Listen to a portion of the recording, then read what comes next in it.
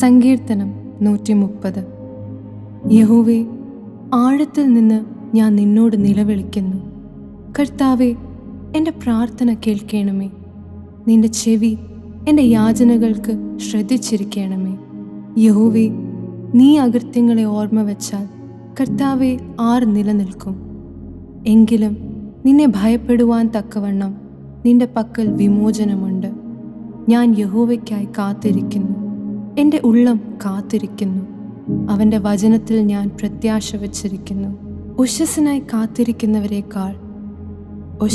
കാത്തിരിക്കുന്നവരെക്കാൾ എൻ്റെ ഉള്ളം യഹോവയ്ക്കായി കാത്തിരിക്കുന്നു. ഇസ്രായേലേ, യഹോവയിൽ പ്രത്യാശ വെച്ചുകൊള്ളുക. യഹോവയ്ക്ക് കൃപയും അവൻ്റെ പക്കൽ ധാരാളം വീണ്ടെടുപ്പുമുണ്ട്. അവൻ ഇസ്രായേലിനെ അവൻ്റെ അകൃത്യങ്ങളിൽ നിന്നൊക്കെയും വീണ്ടെടുക്കും.